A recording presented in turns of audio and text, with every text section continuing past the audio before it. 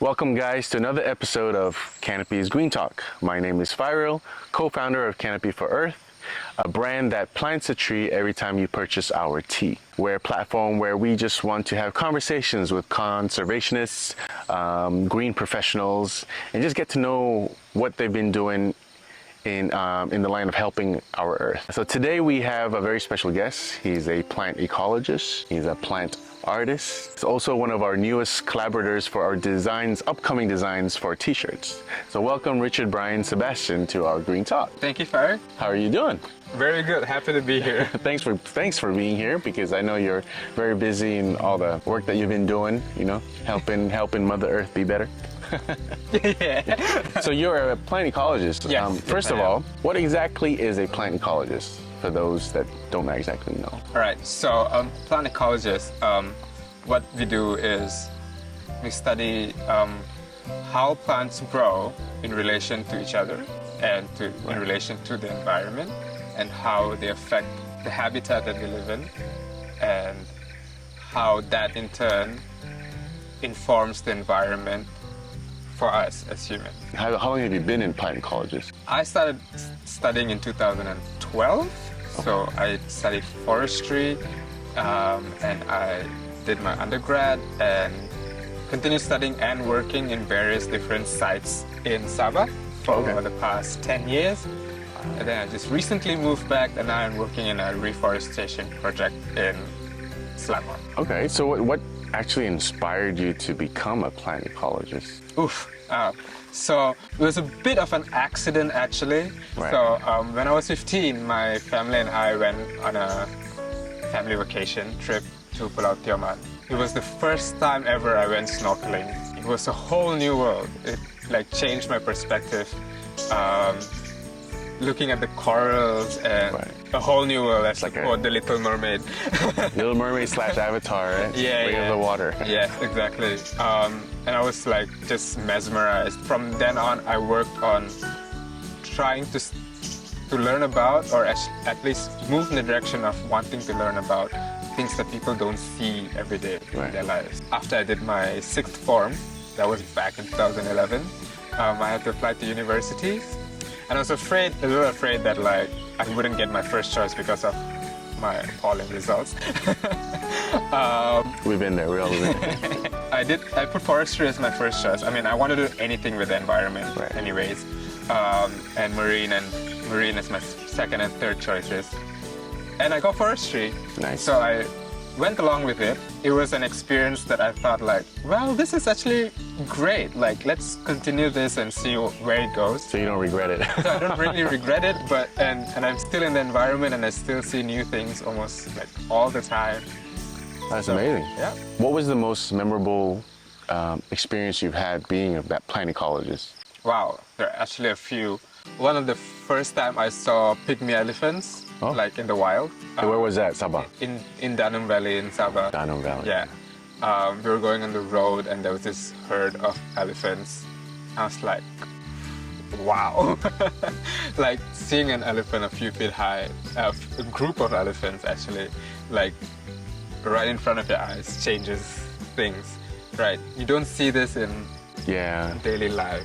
Correct. See, we share this earth with so many other creatures, and these creatures are important for our ecosystem, and we are so out of touch with nature. Yeah. With we're so out of touch with the natural world. Yeah, exactly. You know, we forget that we are part of nature. Correct. Yeah. We have the distinction where we humans and nature is nature, and lots of people when they go on trips, they go oh, I'm going to this river to be part of nature. But what we inherently don't understand is we are indeed part of nature. Every action that we do affects food, driving, traveling, trash. Everything is part of nature and how it engineers the world around us. Yeah. It's a complete ecosystem with everything, you know. Yeah.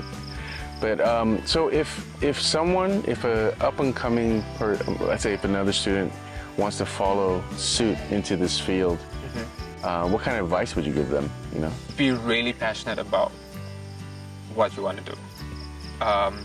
People need to see that passion. 2, you should really understand what you want to do in life. At least like a picture, like a wide picture of what direction you want to go. It doesn't need to be exactly what you want to do. Like what I want to do is work with the environment.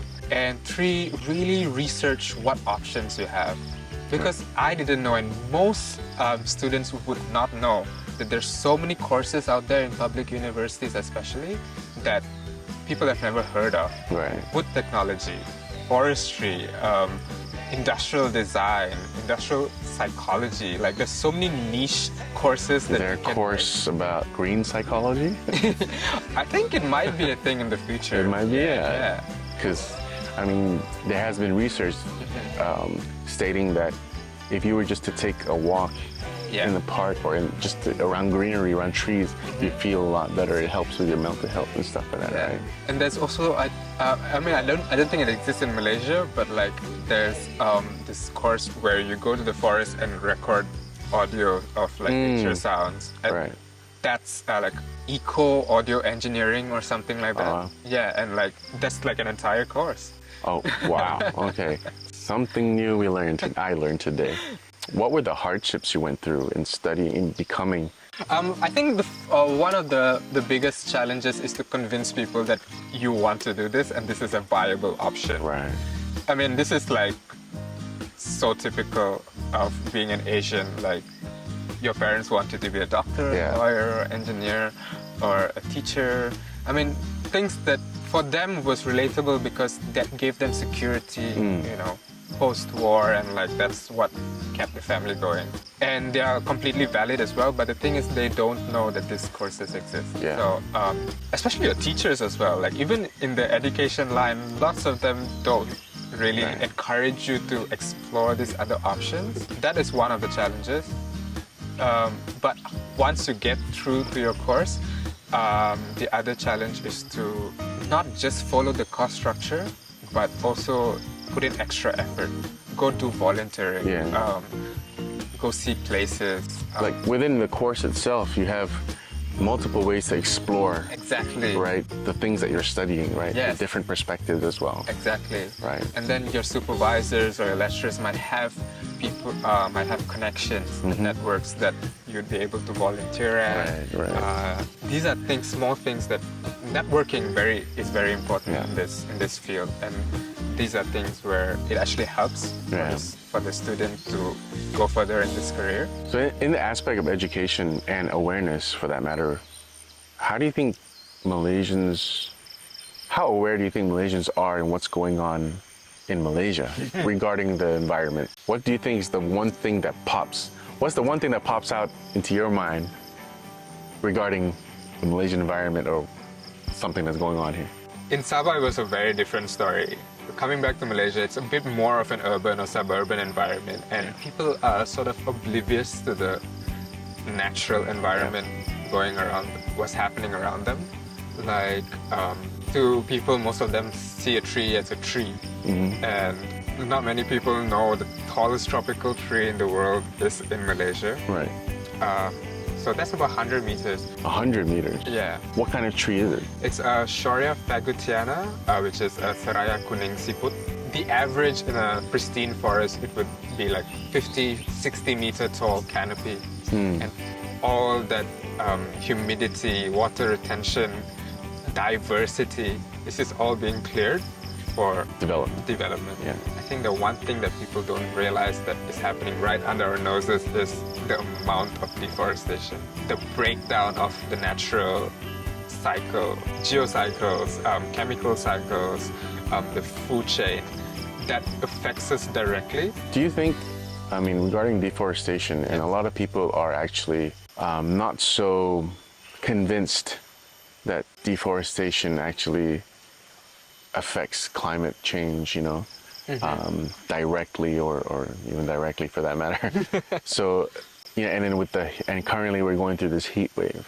Yeah. Do you think that had we gazetted a lot of our trees that we would be experiencing the kind of heat wave right now? Or do you think that's just... The global weather or climate, it always oscillates. So like there's always going to be the southern oscillation, the El Nino, the La Nina.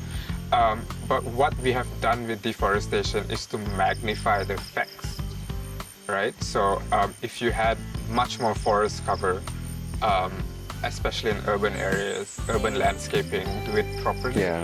we would not feel the effects of the heat waves as much. Right. So, but we've gone on this completely Ignorant tangent. yeah, exactly, ignorant tangent, and it's just this huge cumulative. I mean, we got Yeah. landslides, we got floods, and all these Yeah, directly affects a lot of the. and these floods have directly resulted from mostly deforestation, Right. because like you will have strong rains and you will have strong heat waves, Yeah. and without the forest cover, the strong rains will push down water if there's no forest Yeah. containing the water. Yeah. Well, let's just hope that, with the help of a lot more environmentally aware people, that we can start to, understand more at least what's going on with the environment. Yeah. I think lots of people also don't do their research before a certain sort of development. Like for example, like your environmental assessments needs to be really thorough and not be bought, sort of. Yeah. I can't say for sure, but I feel like lots of these assessments are not thorough. Yeah.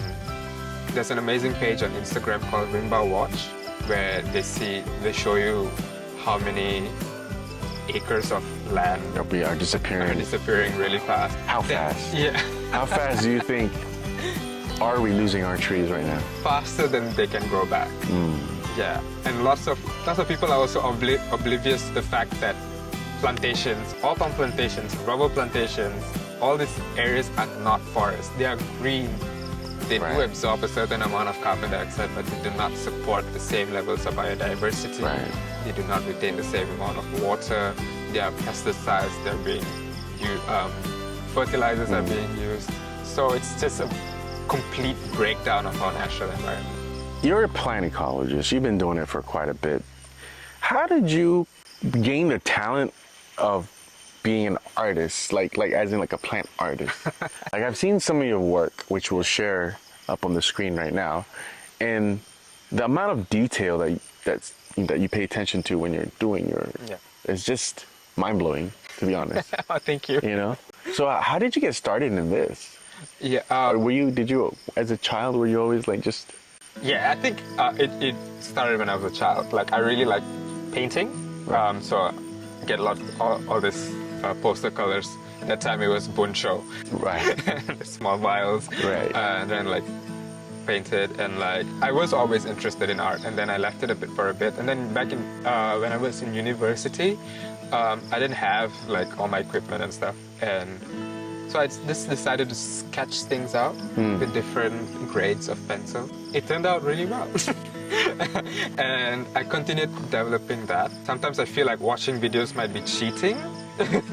Hey, it's a form of it's a form of improving and learning your skills. Right? So like I had to unlearn that. Like okay, it's watching other people's techniques and stuff is actually important. It's valid. And that was interesting. Like so many people have different styles, and I think my style of art is very niche as well. Like what would you call your style? I mean, it's graphite, but it's also like the things that I portray is very fantastical, bordering on fantasy, but also botanical. Right. Yeah. So I like the structure of plants, how imperfect they are in their perfection. Yeah, because like, I remember you telling me, because Richard, like I mentioned earlier, has actually designed 3 of our designs for our t-shirts. And those designs are so meticulous and detailed, especially our, the dipterocarp seed. Yeah. Right, and I remember you telling me that you not remember, but you it's automatic to you when you draw the veins inside the leaves, and each vein has a function. For me, like the venations, they extrapolate themselves in various things that you see. You see the roots of plants, you see the veins of leaves. If you see a diagram of the nervous system, of the human nervous system, they all are different but somewhat similar. Sometimes if you look at a picture of a macro image of a galaxy, you see all these different neural networks. Networks, exactly. Fungal networks, mycorrhizae in the ground. Lots of research is being done about that now. Like this amazing brain sort of network. they aren't like perpendicular to each other or not perfect. Right. But at the same time, when you look away from it, it's amazingly perfect. Like Yeah. Speaking of the fungal network, isn't that similar to the trees and how they network? Yes and no. So the fungal network is the one that's connecting the trees to each other. Right. So tree roots, the very fine roots, are connected to the fungal network in a symbiotic, mutualistic relationship. Fungus does not photosynthesize like a tree does. So the tree passes nutrition to the fungus. The fungal network, on the other hand, it disperses nutrition to other trees, whatever the tree roots cannot reach to. But I wouldn't call it talking as in what humans do. Right. We cannot anthropogenize everything. The big word. Yeah. Anthropogenize. Oh, how do you say it again? Anthropogenize. Whatever. Everything, if you relate everything to what as humans communicate or what we sort of reduce their value, I think, in a way. But yeah, they do have some form of a communication with the help of this fungal network. And if you extrapolate that, the environment is like one huge human brain with all these networks, and like trees are individual cells, you could say. Cutting down trees or killing brain cells. Yeah, it's like severing the network altogether. Right. And like for dipterocarps, for example, like the tallest trees in Malaysia, the family of dipterocarps, they specifically have to have these fungal networks to communicate with each other and their seedlings. Speaking of dipterocarps, carps, dipterocarps. Dipterocarps. Why is it so difficult to pronounce? That is actually one of the designs that you created for us. Yes. For our new T-shirts, right? So why don't you show them a little bit of that design? All right. So we can share with the audience, and we'll pull it up next to the screen as well. But the original work is right here. So yeah, so this is one of the designs that Richard has created for us. It's a beautiful design. Why don't you explain a bit the inspiration behind this? So the trees of Malaysia have this phenomenon called mass flowering. Okay. So it's called masting, where all of the dipterocarps and other species as well, they flower at the same time, usually after a long period of hot weather. Right. There are so many different species of dipterocarps in Malaysia. So like, when this masting happens, if you go through the canopy, or if you have a drone, or if you're an insect, by the way, you would see this flush of colors across the landscape. So red, white, yellow, purple. And each seed of different species of dipterocarps has a different design. Ah, I see. Yeah. What's the name of this particular seed? This seed is called Dipterocarpus lowii, Keruing Sol. So, it's like a tongue twister. Say that 5 times fast. This can be found in both Borneo and West Malaysia. Not all dipterocarps have 2 wings though. So some dipterocarps have 5 wings, some Shorias typically have 3 long wings and 2 short wings. Right. If you drive through Rawang bypass, you see this broccoli hills, as people like Right. Oh yeah. And those are pokok kapur, Dryobalanops aromatica. So it's a camphor tree, and it has amazing smell. But those are also dipterocarps, these tall, gigantic trees. Tall, gigantic broccoli trees. Yeah, broccoli trees. And they have like 5 equal length wings, and they like helicopter down when they fruit. But yeah, guys, we'll provide more information on the designs when it comes out. But let's check out the other design, the next design, which is an actual canopy. Yeah, that was which a tough took one. you a long time. Yeah, that took me a long time. It was my first time doing, I think, such a detailed picture of a canopy. Right. It's like also a little bit of, why don't you show it to the camera? It's so, I don't know. I'm speechless when I see this art. So why don't you explain to them why you left the space in between? What's that called? The little space between the canopies of the tree. Oh, all right. Okay. So the space in between are exhibited by some sort of some species of trees. They are called crown shyness, where they don't allow their crown to disturb the crown of another tree. So they never touch, right? They never really touch. Yeah. Is there a reason for that? Is it like, or it's just nature's mother nature? It's just nature. I guess it's probably a different way how plants communicate. Yeah. If they get too close to each other, they don't grow anymore. Like in that direction. Right. To give the other space. But it only happens when, especially if you have lots of the similar species. This is kapur, by the way. Oh, okay. Yeah, so a kapur exhibits crown shyness. So if you have a planted area with lots of kapur, you'll be able to see this. And Frim actually has these, Yes. right? I remember walking into the forest at Frim, and I looked up, one of my friends to look up, and I can actually see the crown shyness. Yeah. Lots of the pictures on Google you'll be able to see is from Frim. Frim, right? Yeah. Okay. It's like, it's a popular place, right? Awesome. And let's go with the last one, which is, I find the most, how do I say it? It's just, you have to interpret it a lot, you know? It's a lot of interpretation in this one. So why was this drawn in a particular way? There's like, from what I can see, there's different components to this, right? I guess it also depends on what the beholder wants to interpret, right? Yeah, that's true. But when I started drawing this, it was just supposed to be a tree in a circle, like, you know, like a logo. Right, and right. Like, I guess it got a bit out of hand, or on a hand. Pun intended? Yeah. So I added in the hand and the tree growing out of it, right? And half the tree is dead and half the tree is alive. Like, for me personally, it's signified like The balance. we have the power to like dictate which direction it goes based on our responsibility. Ah, I Right. see.